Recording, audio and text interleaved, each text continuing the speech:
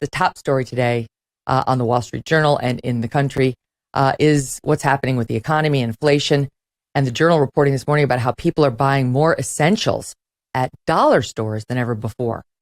Yet the Biden administration continues to insist if you have fears over the economy, you're just thinking about it all the wrong way. You see, things are great. You just don't know it.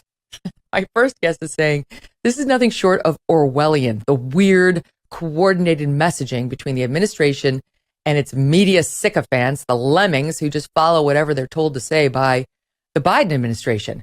Peter Schiff is the CEO and chief global strategist of Euro-Pacific Capital. He joins me now. Peter, so great to have you back. It is Orwellian because, we've spent the past, 20, 30, 40 years being told this is what makes a recession. And the past, week, less than, being told, forget everything we ever told you. The rules are different now that we have a Democrat in the White House. Yeah, well, first of all, it's not just 20 or 30 years. I mean, it's kind of always been described as 2 consecutive quarters of negative GDP. And we didn't hear differently until about, less than a week before they released the official numbers for the second quarter. And obviously, the Biden administration was leaked that GDP report. They knew in advance that it was going to be negative.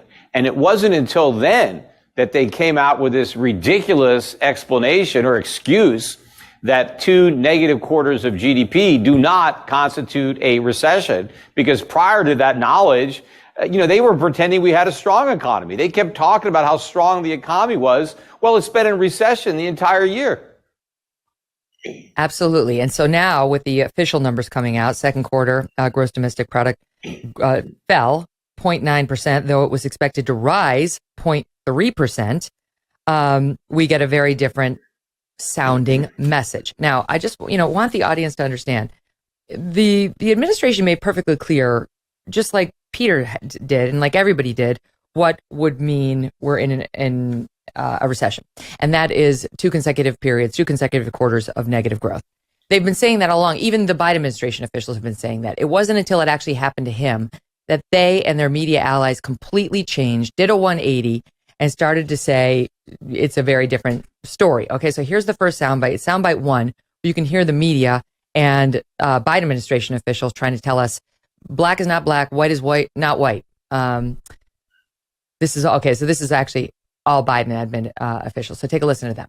I mean, if the technical definition is 2 quarters of contraction, you're saying that's not a recession? That's not the technical definition. 2 negative quarters of GDP growth is not the technical definition of recession. The idea that 2 quarters of negative GDP growth is a technical definition of a recession is wrong. How is that not redefining recession? Because that's not the definition. What we're seeing is that we are in a transition. We've entered a new phase in our recovery. Virtually nothing signals that this period in the second quarter is recessionary. That doesn't sound like a recession to me.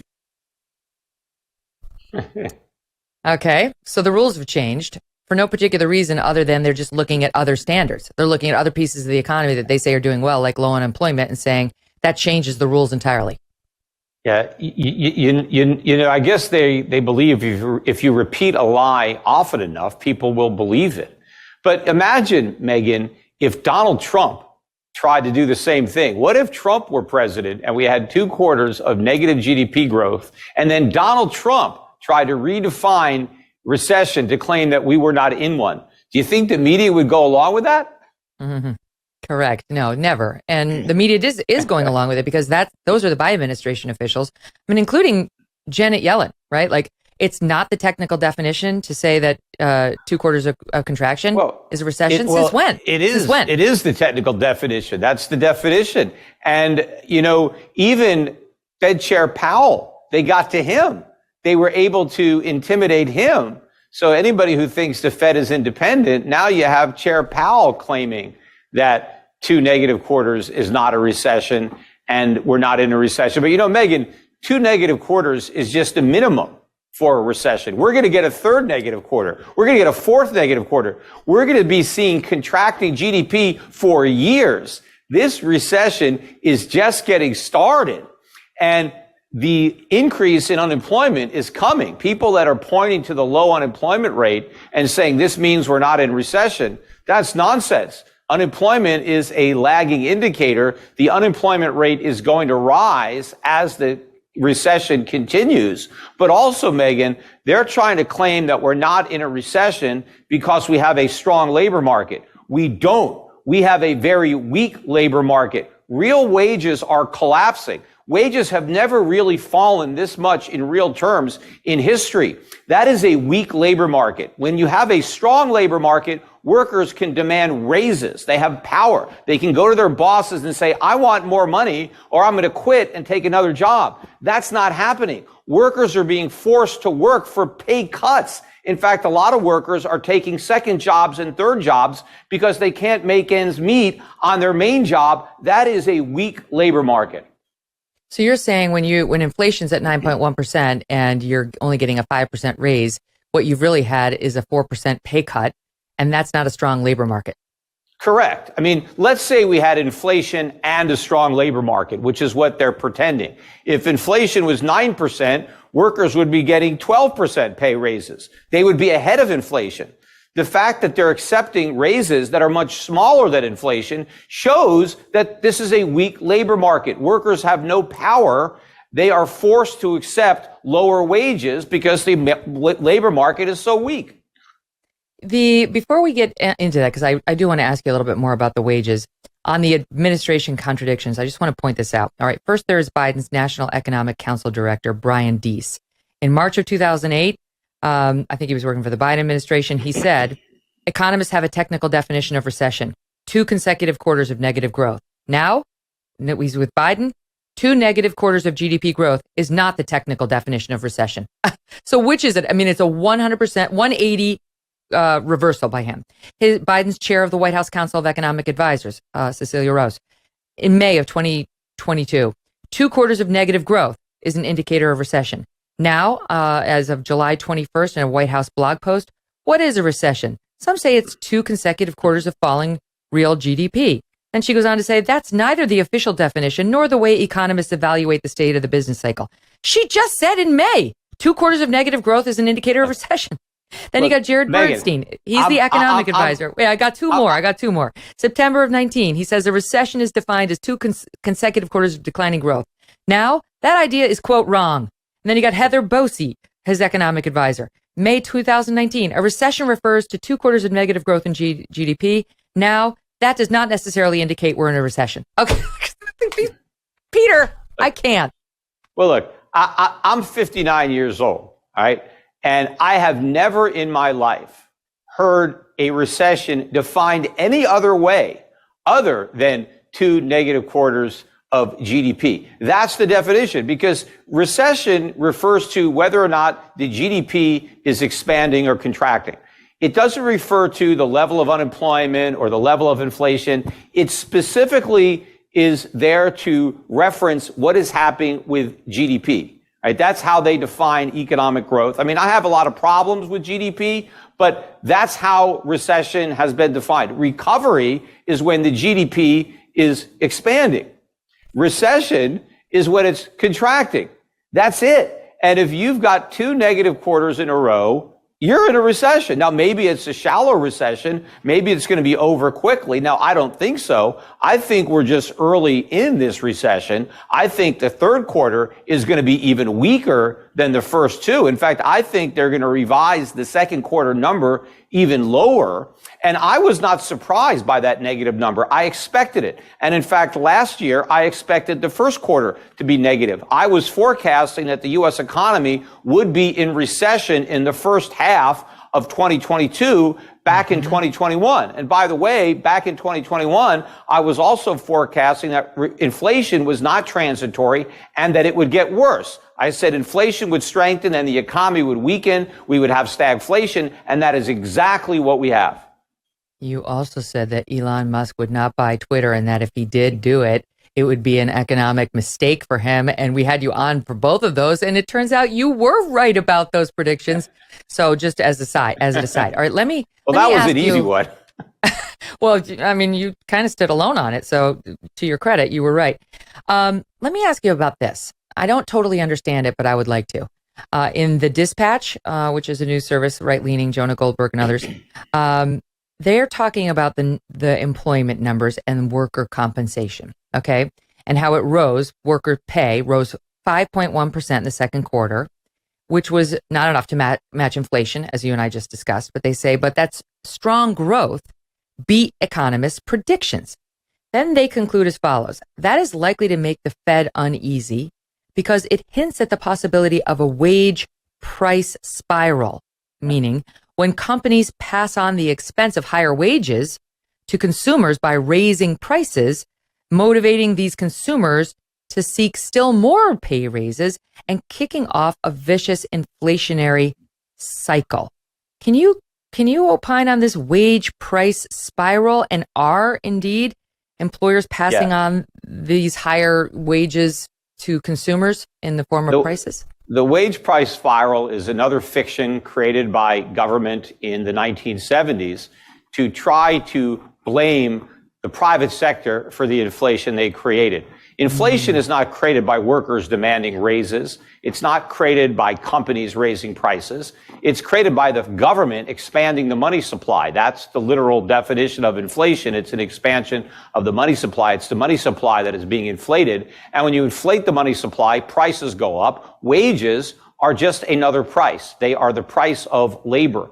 But just because nominal wages go up 5%, if inflation is 9%, that doesn't mean workers are ahead. And in fact, the wage number is likely accurate. The price number is not. The real increase in consumer prices is probably 18%, not 9%. That means real wages are collapsing. And that's one of the reasons that in the most recent economic data that we got last week, the savings rate is now at the lowest level since mid-2009. It collapsed down to 5.1. What was happening to the economy in mid-2009? We were in the Great Recession. So the last time we had a savings rate this low, we were in a huge recession. Why is the savings rate so low? Because the recession is forcing workers to dip into their savings to pay their bills because their pay increases aren't enough. Now, in the Biden administration's defense, the stock market is doing very well. Stocks rallied in the past week, and major stock market indexes ended July with their best monthly performance of the year. The S&P 500, the Dow scored their best month since November 2020. NASDAQ's best monthly performance since April of 2020.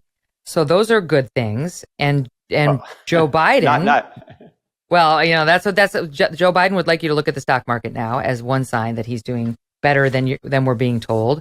Well, and he basically Megyn, came out. We're in a bear market. The bear market rally notwithstanding, we're still in a bear market.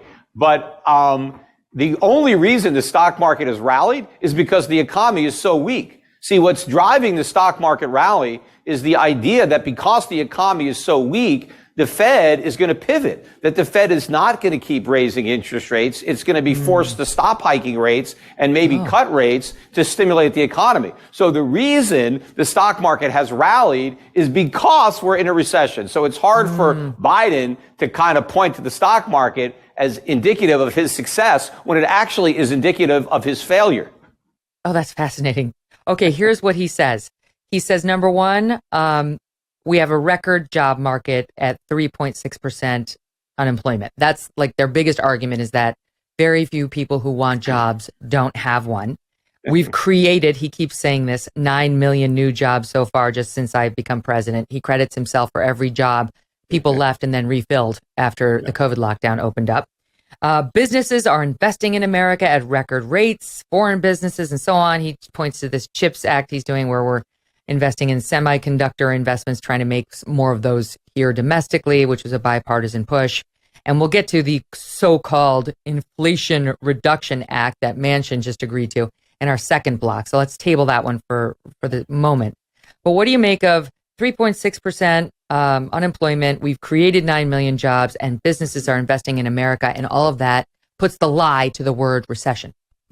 Yeah, look, Biden just lies. I mean, that's what he does. I mean, that should be no surprise. They lie about everything. At least he's consistent in that. But sure, the official unemployment rate is 3.6%.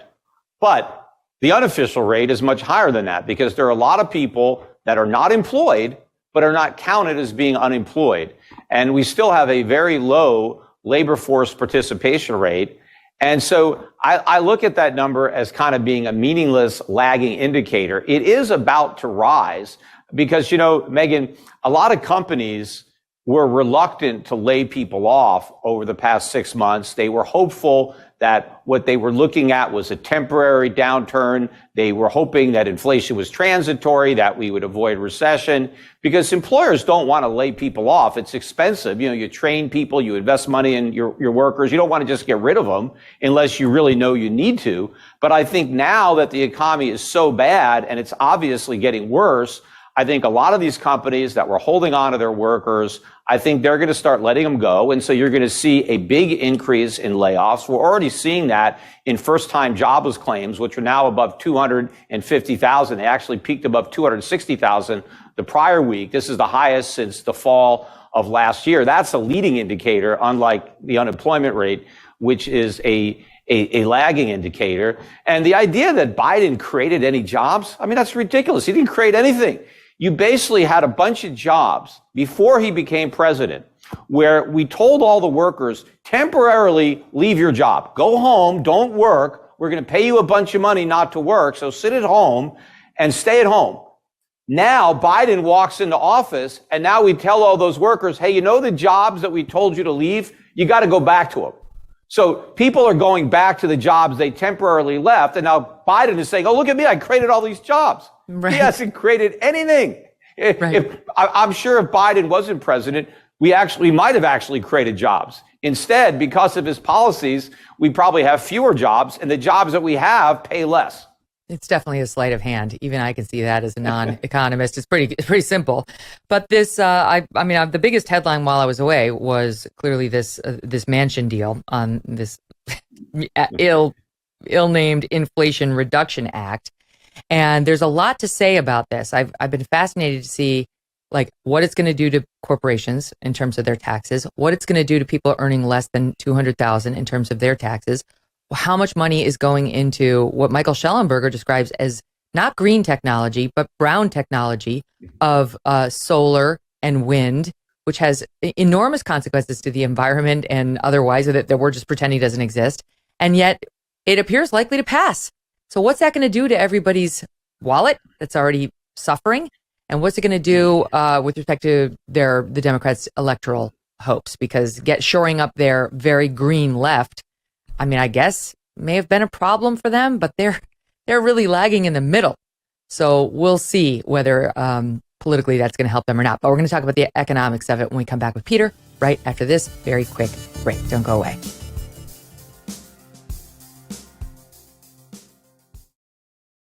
Are the high fuel costs putting a damper on your summer vacation plans, or the fact that we are now in a recession? You got higher prices at the pump, you got airfares pumping up, and it is getting more expensive to get away for a week.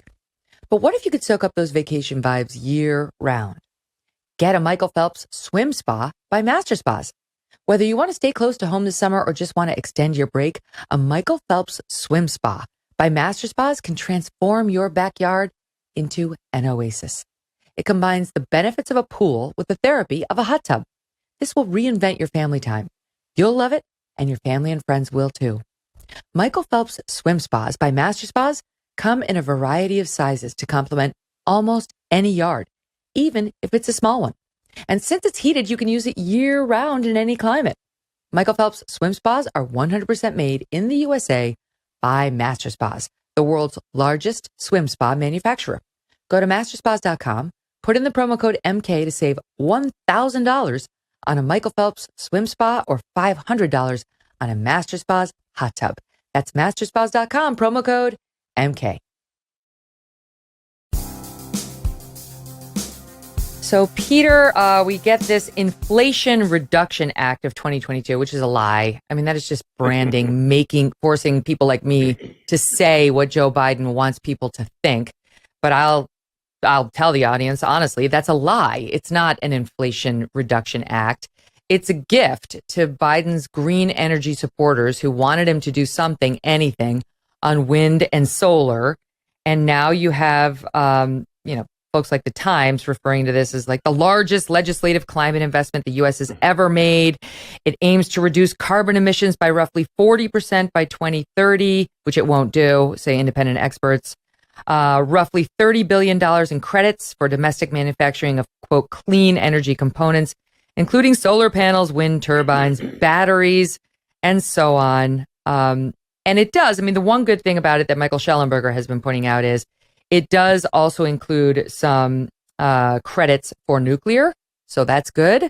They seem to be getting a little bit more open-minded to the fact that nuclear is also a clean energy. It's a true clean energy. But that doesn't offset any of the financial problems associated with this enormous spending bill at a time when we're already suffering from record inflation due to too much government spending, due in large part to too much government spending. And the taxes in here on businesses are pretty staggering, not to mention what they say will be the taxes on people who make under $200,000. The Congressional Joint Committee on Taxation says taxes on those people are going to jump $16.7 billion in 2023. So this will be a huge tax hike on people earning under 200. Your thoughts on it? Well, it's unfortunate that we don't have a law that requires truth in legislating. But, if you want to know the effect of any kind of bill that Congress is, going to pass or the president's going to sign, it's easy. You just look at the title and you just think the opposite. So this bill is titled the Inflation Reduction Act. That means the bill is going to make inflation higher. That's always the case, right? If they have a tax simplification plan, it's going to make the tax system more complicated. It's always the opposite. And that's exactly what this bill is going to do. If it's signed into law, it will make inflation worse. Inflation will go up. It will not go down. And that's because you do not fight inflation by increasing government spending. You do not fight inflation by raising taxes on businesses. Because when you raise taxes on corporations, businesses, what you end up doing is getting less investment and you reduce supply. So less stuff gets produced and that puts more upward pressure on prices. When the government spends more money, that's more demand and that's putting more upward pressure on prices. The only legislation that the government could pass that would reduce inflation would be significant cuts in government spending, right? That would reduce or eliminate the budget deficits so that the Fed no longer had to monetize them. Also, the government could substantially repeal all sorts of rules and regulations that are currently running up the cost of doing business. And so if they reduce those costs, then businesses could pass on those savings to their customers. If they want to try to go after inflation through tax hikes, the only tax hikes that might work would be taxes that are targeted to the middle class and the poor, because you have to reduce demand. You have to reduce spending. Obviously, if you raise taxes on the middle class, they have less money to spend. But they're not going to do that. And of course, I don't prefer that. I would rather have government cut spending. But if it's not going to cut spending, the only choice is to raise taxes. If they do neither, then inflation is going to continue and get worse. Well, I mean, maybe they're onto something because, again, according to this nonpartisan data being cited by Senate Republicans, the Congressional Joint Committee on Taxation, they cite, they will be raising taxes on people making less than 200, as I said, by $16.7 billion. They'll jump another $14.1 billion on taxpayers who make between 200 and 500. And the Democrats' response to this is to say, well, that analysis is not complete because it doesn't include all the wonderful goodies that we're going to be getting from middle-class families in terms of making health insurance premiums and prescription drugs more affordable and all the great clean energy incentives for families. The clean energy incentives, that's something Schellenberger has been saying all along. That's a lie. They always spend all this money. It doesn't save you anything. More affordable. Everything the government gets involved in becomes more expensive and less affordable. The way to get things to be more affordable is to get the government out of the way. It's a competitive free market that brings prices down and makes things affordable. Whenever the government gets involved, it screws everything up, it runs up the costs, and stuff gets more expensive. There isn't a single example throughout history in this country or any other country where government got involved in an industry and it made that industry more efficient and it lowered prices. Only the free market has a history of doing that. Mm-hmm.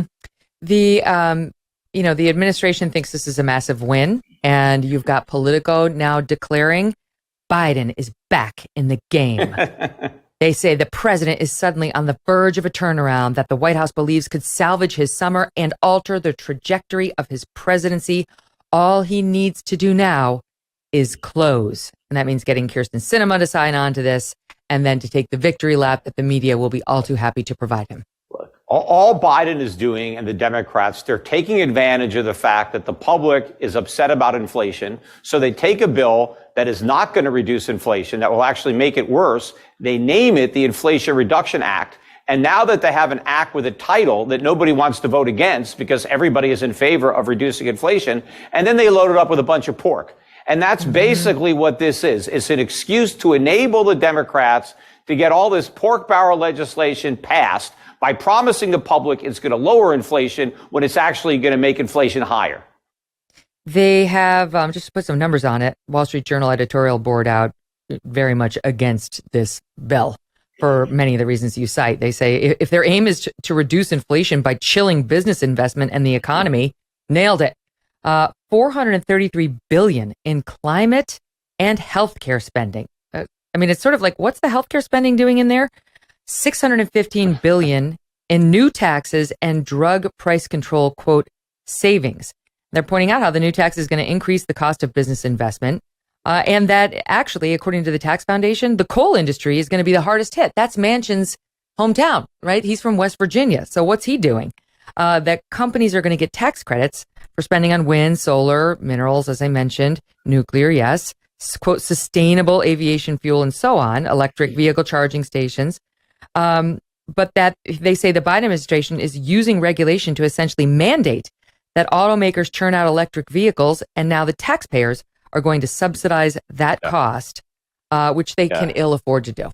You know, the best thing that happened to the Biden administration is that Joe Manchin stopped the Build Back Better bill. Because you imagine how much worse things would be if that thing had been passed? Mm-hmm.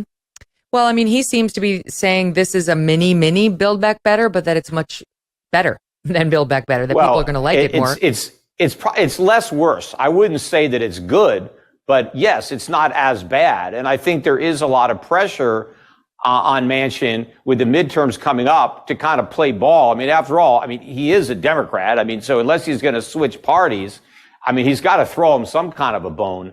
Mm-hmm. So it looks like he's going to cave on this. But it's not nearly as bad as the bill that he blocked, that's for sure.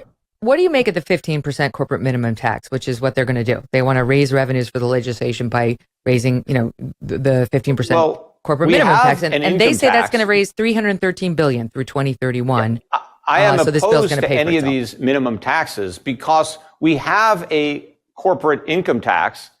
And if a corporation doesn't have any tax, it's because it doesn't have any taxable income. So you can't say, hey, you didn't make enough income, so we're going to tax something that isn't income and call it income so that we can force you to pay 15% on it. I think the whole thing is illegal. I think it's unconstitutional. I think if you have an income tax and you have, brackets, and if a company doesn't make enough income to be subject to the tax, well, then it doesn't have to pay the tax. But of course, personally, I would abolish the corporate income tax. I don't think we should have any corporate income tax because corporations don't pay taxes. They're paid by shareholders, they're paid by their workers, and they're paid by their customers. The corporation itself doesn't pay anything. So why not eliminate the corporate tax altogether and just have one level of taxation?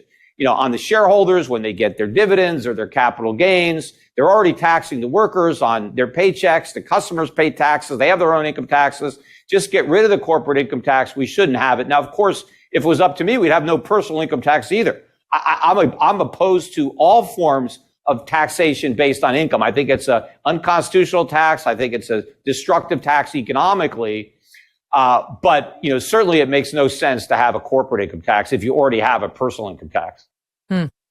Well, we'll see how the public feels about this and whether they agree with Politico that, Biden's back And Democrats are feeling a new sense of optimism going into the midterms if this gets through as it's expected to, though, there's still some questions given cinema and so on. Back to the messaging on it and the politics of it. I know you tweeted about this, and it's one of the sound bites we played. The Treasury Secretary's out there saying that what we're in is a state of transition, not recession. And I saw you saying something to the effect of, okay, we're now at the point where you've got the Treasury Secretary suggesting that, recession is just a transitory thing. It's like yet another stage of our recovery. That's what she wants us to believe. Well, they said the same thing about inflation, right? They like that word transitory. Inflation was transitory. The recession is transitory. It's not even a recession. We're just transitioning. They're right. We're transitioning from growth to recession. That's what the transition was. And now we're in recession. We've been in recession all year, and the recession is going to get much worse now that it's officially begun. And, the Fed is still hiking interest rates. Inflation is still pushing prices higher. So there's no reason for the economy to strengthen. All of the forces that have been pushing the economy down are accelerating and are going to bear even harder on the weakening economy. Okay, which leads me to, does this work? Because if you look at how people are feeling about the economy, they're getting it. They understand it's not good. And some of the latest numbers there, they polled consumer confidence, Gallup did recently, and it's hit its lowest level since 2009 in the economy. 85% of people surveyed also predict things are about to get worse. They know it's bad and they know it's getting worse. And so I wonder, how do you square that circle, right? Yeah. Like, look, they can't just stand up there saying over and over. Walks like a duck and quacks like a duck. It's a duck. The last time consumers were this pessimistic, we were in a recession. Also, look at Joe Biden's approval rating. Just hit a new low. I think it's down to 38. But if you look at his average approval rating for the first 6 quarters of his presidency, it is the lowest of any president in history. Yeah. So why is Biden so unpopular? Maybe it's because the economy is in recession. And maybe the fact that he's denying that is going to make him look even worse in the eyes of the voters. At least he could do is be a Bill Clinton and feel our pain. But instead, he's oblivious to the pain. He's telling people that there is no pain. Well, I think there's going to be a lot of pain for Democrats at the polls in November because I think this strategy is going to backfire. Here's what I think it was Biden who said. If you ask people how they're doing, they say, great, I'm doing well. If you ask people, how's the economy doing, they say, oh, it's terrible. So he thinks he's going to benefit off the fact that most people, he believes are employed. He believes aren't feeling the pinch. Well, why, if most people aren't feeling the pinch, why are they all shopping at the dollar store now? Where they used to be, it's not like they were all at the most fancy store in town. They were at Target, right? But now they can't afford Target. So if they're all so jolly about their personal circumstances, why do we see this number from Gallup? And why do we see the Wall Street Journal report on the dollar stores? Well, I think Biden has a biased sample. He's probably asking his buddies that work in Washington, D.C. and people in the Biden administration. And yeah, they're doing good. They've got fat government paychecks. They're living off the public trough. So all the people that Biden is talking to, yeah, I'm sure they're doing great. But he's not talking to real people who are struggling with collapsing real wages, with depleted savings, watching their grocery bills, their gas bills, their rent, their mortgage payments, their insurance costs. Everything is going up. And again, people are struggling, having to take second and third jobs. You have a lot of people who are no longer retired because they can't afford retirement anymore. So now they're being forced to take these low-paying jobs. This is a horrible economy. The bad news is it's going to get a lot worse.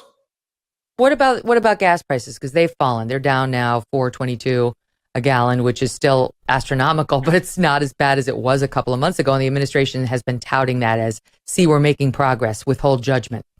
Well, nothing goes up in a straight line. I mean, oil prices have pulled back. They're going to make new highs. And remember, we are dumping millions and millions of barrels of oil into the market out of the Strategic Petroleum Reserve. Well, at some point, that reserve is going to run dry. There's going to be nothing left to sell. And then we're in a lot of trouble because then prices are going to skyrocket. And that's going to happen anyway. Once the dollar really rolls over, the dollar has strengthened during this inflationary period, ironically, because inflation is about the dollar losing purchasing power. But on international foreign exchange market, the dollar has been bid up because people are optimistic that the Fed will succeed in getting rid of inflation with rate hikes, and that's pushed up the dollar. But when the markets realize that the Fed failed, that it surrendered and inflation won because the Fed has to go back and try to stimulate a weak economy, I think the dollar is going to tank. Excuse me. Yeah, take your time. Well, it's actually a good chance for me to squeeze in just a quick question. I think the dollar is going to tank, and that's going to really push inflation up. I mean, oil prices up to a much higher level because oil is priced in dollars. And so the strong dollar has helped keep the price of oil down. But when we get a weak dollar, that's going to propel the price of oil much higher. I mean, if oil rose to $130 a barrel with a strong dollar, it could go to $200 a barrel with a weak dollar. Oh, gosh. So in our last, 30, 40 seconds, what should people expect in terms of jobs, housing, and overall economy? Well, as I said, this recession is going to get much worse. Inflation is going to keep driving prices higher. Rates are going to go higher. That's going to increase the cost of servicing debt and further undermine the economy. Plus, higher interest rates are another cost of doing business that has to get passed on. So the economy is going to get worse. The housing market, obviously, if you look at home prices, even adjusted for inflation, they're at all-time record highs. They're higher than they were at the peak of the bubble back in 2006. And so housing prices have to come down. In real terms, they will come crashing down. It's always hard to say what will happen in nominal terms because there's going to be so much inflation. But I think that as the recession gets worse, inflation's not going to go away. A lot of people think that the recession will at least cure the inflation problem. It won't. It's actually going to make the inflation problem much worse. So think about what's coming. It's going to be even higher inflation and a much worse recession. A lot of people that have jobs now are going to lose jobs. But even the people who don't lose their jobs are going to have to deal with significant pay cuts because in this weak labor market, most workers are not going to be able to get wage increases. Okay. Peter, we're out of time. The increase in the cost of living. Thank you for being here, and we'll do it all over again soon.